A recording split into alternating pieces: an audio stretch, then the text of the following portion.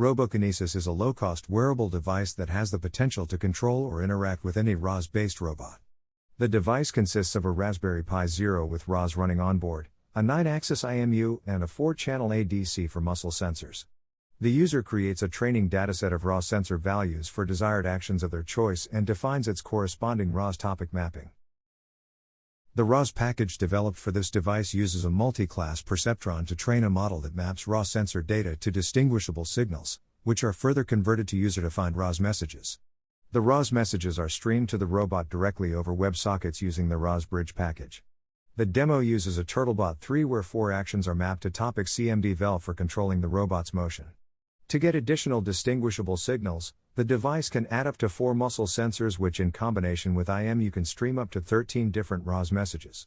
The freedom of user-defined actions, user-defined ROS messages, and its onboard processing of data make this wearable modular and easy to use to control any ROS-based robot.